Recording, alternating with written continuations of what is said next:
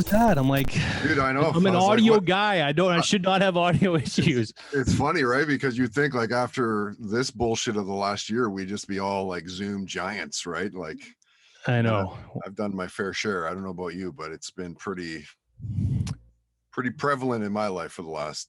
Yeah. If I hear you're on mute one more time, or sorry, I was on mute. That's the catchphrase of the year, right? Yeah, exactly. Right on, Brad. Well, thank you for doing this. Brad Challoner, of course, we know you as not only a broadcaster commentator for the Vancouver Warriors in the NLL, but you are the MD, the APD of Virgin Radio here in Vancouver, along with Move 103.5. How's the last year been, man, for you? It's been a little wild. So on the lacrosse side, it's been pretty vampant. Like there's nothing going on. Well, yeah, they paused the season for the time being, and they're firing it back up again. Yeah, we canceled. Well, one season got canceled midway through in 2020, and then the 2021 season got canceled altogether. So by the time lacrosse gets back on the floor, we're all looking at almost 2 years.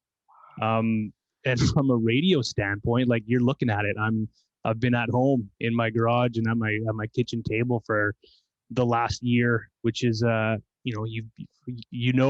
Like work doing radio from home is a little bit different than being in a buzzing building. So it's been a different experience, but we're getting through. So how many Zoom meetings are you guys doing? Is it like, promo together with production, and like, is there big meetings, or is it just kind of individual departments, or how's that working? Yeah, there's a lot of meetings, but they're usually pretty small. So like, yeah, we'll have a production meeting. Sometimes there's 3 or 4 of us. A promo meeting will be a little bit bigger. Music meetings are usually 3 to 4 people, and there's a few of those a week. So yeah, we keep them. There's a lot of more small meetings and more intimate meetings than there is big group sessions when there's 30 faces on a Zoom screen and you can't keep track of anybody. Right. It's better to keep it small, keep it intimate. That's how we would do it if we were in the building anyways. There'd just be like a handful of us in a room in a corner somewhere cranking out ideas. So it hasn't changed a ton in that regard. We're just not in the room together anymore. Right. And what do you miss most about everything, and not having to grab the mask for everything that we do? What do you miss the most? Just being in the building. Like we're at 969 Robson downtown, and at the best of times, that's a building where artists are coming through for interviews.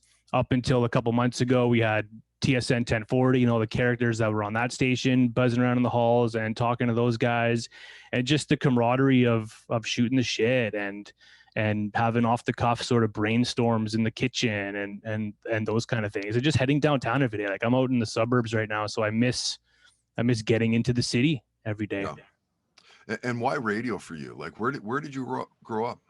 I grew up in Delta. I'm in the flatlands of Ladner. That's where I grew up. So obviously growing up listening to guys like you, man, like this is a real treat to get to talk to you. Because everybody my age, I think, grew up listening to CFOX and Todd Hancock.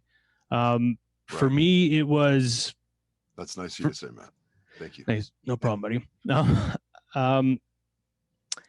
it was music for me. Like I always wanted to get into the music side of things. I always thought, even as a kid, I was like, I want to be that guy that breaks songs on the radio and introduces people to their next favorite song or their next favorite band.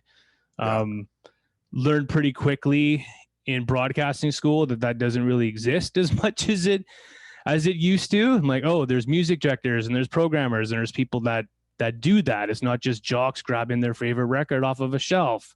But I always kind of wanted to be a behind the scenes guy anyways. I didn't really have the voice to be the big rock jock. So it was always like, I always wanted to be a music director, program director. And that's sort of the path that I ended up following. So music's always been in your life. Like, is that you credit your parents? Like what are you being exposed to as a little kid? Like, what are your parents playing? My dad never listened to music at all. He was just not a music guy. Like to this day, he can't. I think he might have had like Back in Black CD somewhere, and like that was all he ever had. But my mom was big into it. It was a lot of like 80s Heartland rock. So like your Springsteens and your Mellencamp's and your Bob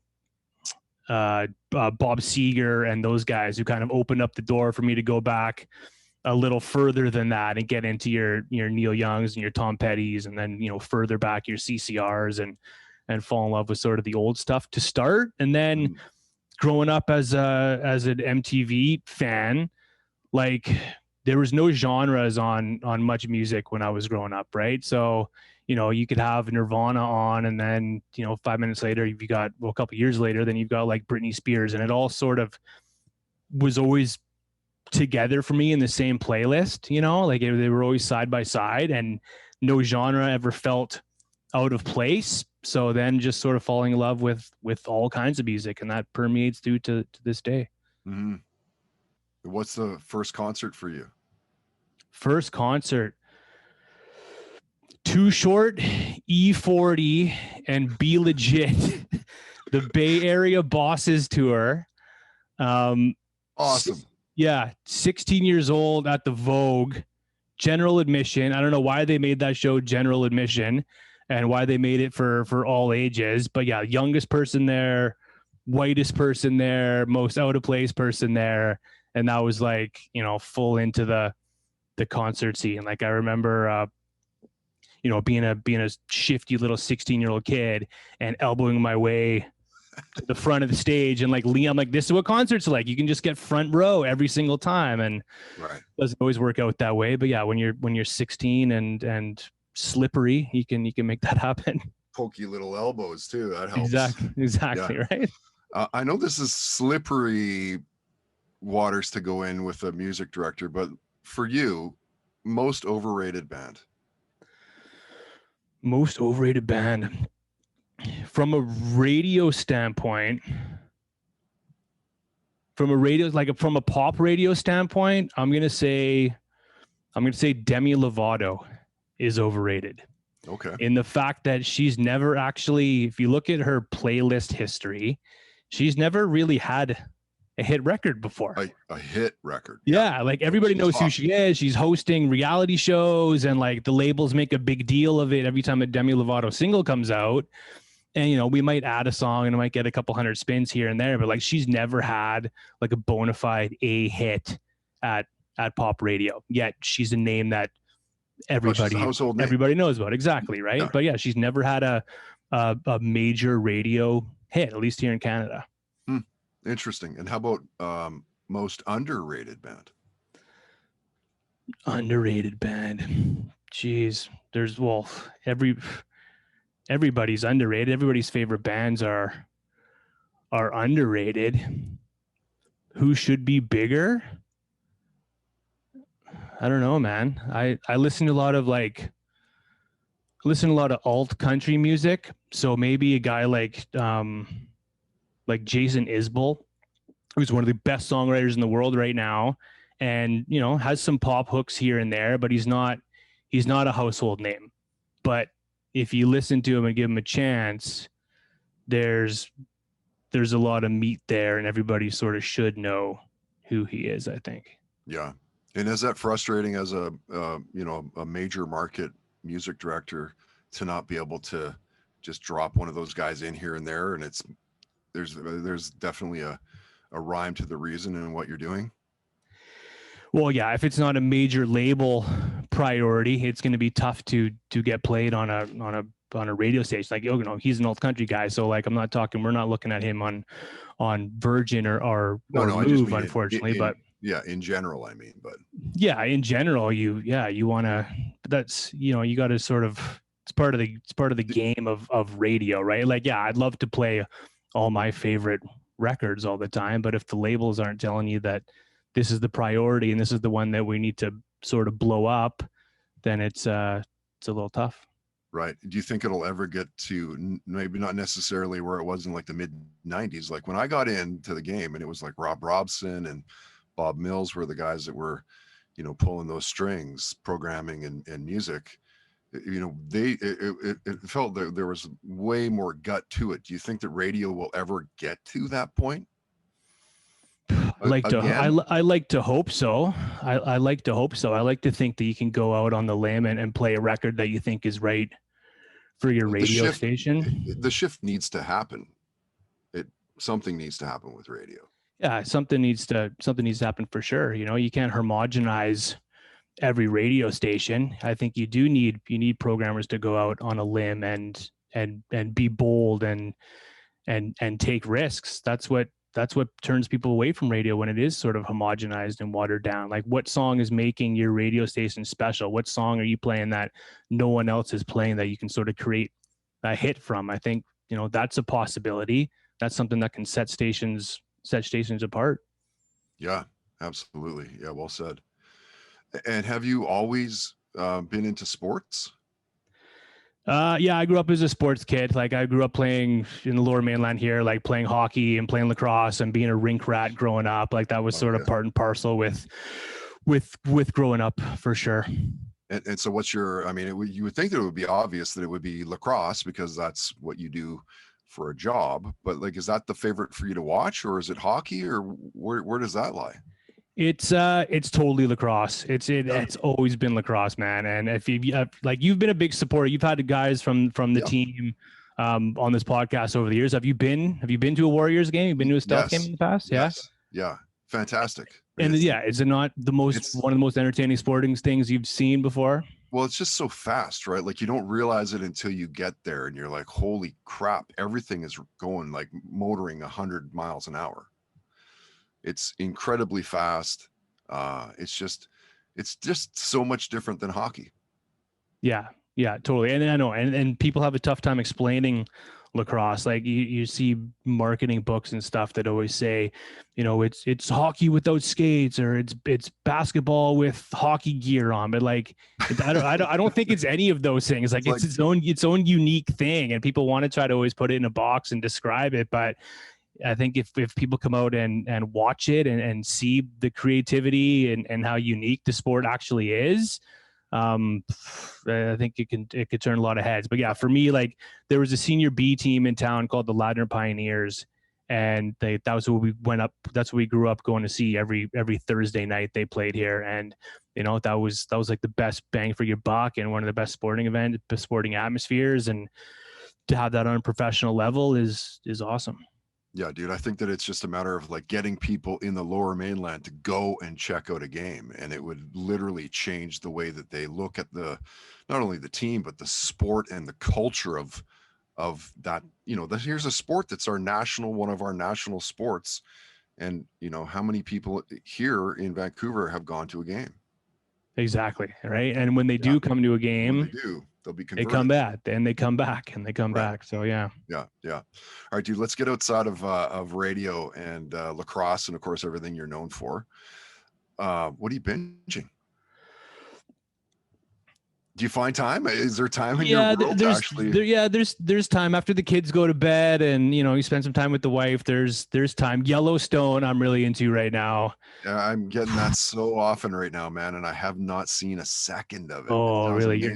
You got to jump in. I was a bit late. I actually just finished season 1, but just crushed that in the last week or so. But like, Kevin Costner is just such an OG, such an OG gangster. Like, he owns every scene he's in. The visuals in that show, like the scenery, like the montage, makes you want to go to Montana and like, jump in a truck and go cruising. And the music, like, Ryan Bingham is another alt country singer. He's got a big part in that show, and he busts out the guitar and sings. And like, I've never Shazammed more songs in a show than I do when I'm watching Yellowstone. I'm holding up the phone like at the end of every episode. Their music supervisor crushes it. Oh, that's great. Yeah, that's great. Yeah, I heard it's something like a cross between like the country olden days, the Western style meets Breaking Bad. Yeah, actually, yeah, that's a great description. It's like, I love Western, so it is. Yeah, it's a modern Western, I guess, is the way that I would describe it, with a lot of drama. Interesting. What did you collect as a kid? Collect as a kid? Hats. Still collect hats. I like dozens and dozens of baseball hats from lots of different sports. Trucker hats, ball caps. Hockey cards were always a big thing. I'm sitting in my garage right now. One of these totes is filled with hockey cards that I don't know if my kids will have anything to do with one day, but for some reason I can't can't get rid of them. And then CDs and records, I guess. Yeah. Did you put those the cards in the spokes? Oh yeah, yeah, I got it. Yeah, Gretzky rookie, wreck. yeah. Trading with kids, and I remember trading all my Gretzky's. I was a Gretzky hater for some reason. Oh, really? And yeah, and I traded all my Gretzky's for all Eric Lindros cards from a neighbor of mine who absolutely fleeced me back in the day. But I don't know, Wow. Gretzky just wasn't into Gretzky. And like, you know, I think. Was it just that he was just too good? He was like, I think by the time I got into Gretzky, I didn't realize he was so good. You know, it was like tapering down Gretzky, and I knew of the legends, but I'm like, okay, what do I need this New York Rangers Gretzky card for when I could flip it for a Eric Lindros card, who was like the biggest deal at the time. Right. But yeah, not a great idea looking back. And then cue the 6 concussions and exactly. Yeah, that was short lived. Yes, totally. Did you get into comic books as a kid? Like, are you a fan of all the, you know, X-Men and Batman and Deadpool and all that? Only recently. So like as a kid, not at all. But my 3-year-old son, for some reason, is gravitated towards Spider-Man and Marvel, and you know would run into the room and like asking me questions, right? Like, Dad, who's Doc Ock, and what does Green Lantern do? I'm like, I don't know. So I started watching. Started the universe in quarantine here. Yeah. During the pandemic, I started the universe in timeline order. Oh, so, wow. Yeah. Trying to catch up and answer some questions. Yeah, that's great. And really well done movies too, right? Like it's not definitely can't let a kid 4 or 5 years old watch it, but like 9 or 10 maybe. Yeah.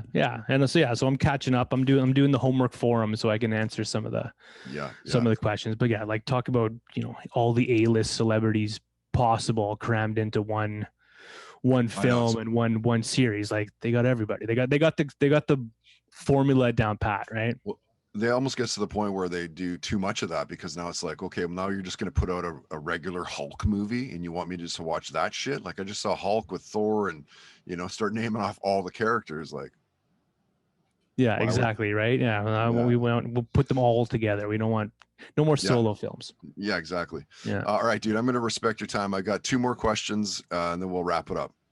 Star Wars or Star Trek? Neither. Can I bow out of that one? Wow. No, and my birthday is May 4th, which is Star Wars Day. May the 4th be with you. And I don't know if that's just made me backfire against Star Wars all these years, but yeah, I never got into either one. Wow, really? So just not a sci-fi guy at all, or?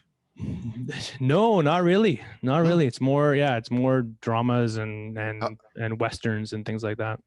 How about like a franchise like Aliens?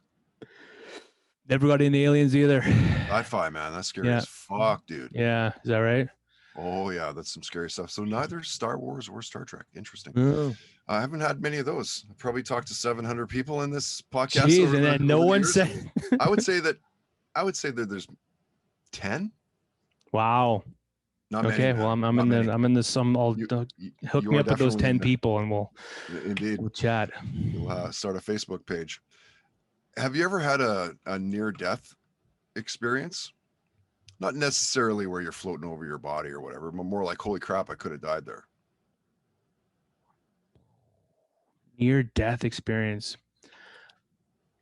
I got in I'm not gonna say it was a near-death experience, but I've been in a couple car accidents that could have 1 foot one way or 1 inch the other. Sure. Could have been that's super ugly. Yeah. Does that count? Oh yeah. What happened? Just being a stupid teenager and driving through fast and, you know, trying to take a turn. Right, and we went up a curb and we crashed actually through a window.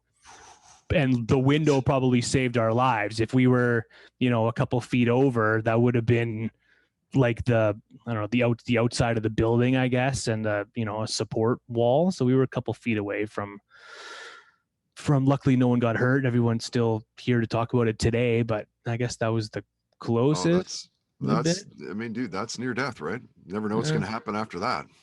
I guess so. Yeah, most people have those stories too. All right, Brad. Well, thanks, man. I appreciate the time tonight to hang out a little bit. And I guess, well, you're easy to find on Twitter. Are you also on Instagram? I couldn't find you on Instagram. I'm taking an Insta hiatus right now. There's been a lot of social media the last year, so kind of laying low from Instagram. Lucky dog. I know. How do you manage it? Like, you got a lot of dude, I'm platforms going on. Yeah, daily, man. I'm probably, a couple hours a day on the 3 combined or whatever. And is it mostly you sharing stuff, getting it out, or are you consuming what's coming in too? Well, I'm trying to consume and I'm trying to engage as I'm, jumping on, and I'll whatever, like some posts or just, comment on shit. But mostly, like 80% of the time, it's probably me just like, here's all my shit, because there's a lot of shit, right? Yeah. Yeah, it's tricky, man. Like, I'm super, super jealous that you're able to take a hiatus, man. Because, well, from one platform, like I still go on Twitter. It's like, okay, well, what one can I sacrifice for now? Because, like, being in the lacrosse world, like, we sort of that community lives on Twitter. So I kind of don't want to break there. But Instagram was just getting too much this year. Yeah, no, fair. Yeah. I mean, for me, it's a matter of like jumping from radio to podcasting. Was the only difference is just that the social media stuff, right? Like, I didn't do any at CFOX. I know, like I always find it a bit of a balancing act. Like, some days I'm like, don't want to be in social media at all, and then the other half is like, well, I kind of need this for work and for my job and to stay on top of things. And I think a lot of people have that sort of same mind state right now. It's like, I need it for work, but do I really need to be here? Right? Yeah, like, not really.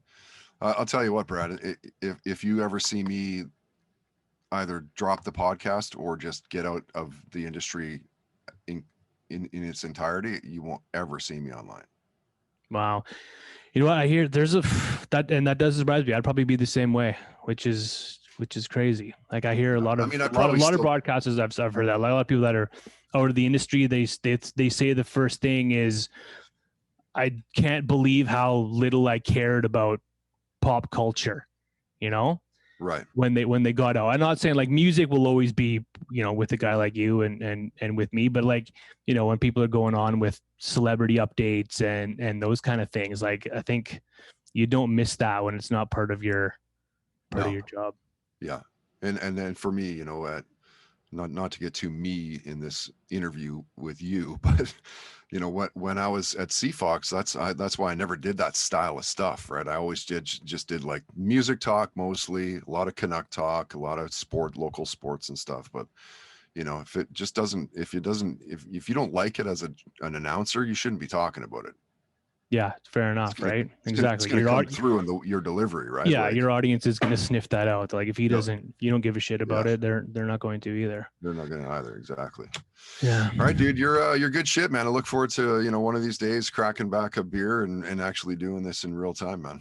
Well, yeah, please do. Thanks for having me on. Like I said, man, it's been a treat. Like, growing up in the Lower Mainland, it was always it was your crew on CFOX, and then the guys on Rock 101 down the hall. That's who we grew up with. So I know it's been nice to talk to you, man. Hopefully get you out to a Warriors game. December 3rd and 4th is when they're looking to open 2021-22 season. Might be a little bit optimistic, but we'll get you out to a game as soon as we can. It's nice to have a goal set, though. Yeah, right? I think they floated going towards something, Exactly. There's a light on the horizon, It's like, and even if that doesn't happen, people are hopeful right now, and I think that's all you can ask for right now. Is give people some hope. Yeah. All right, Brad, we'll see you online, buddy. Thanks again.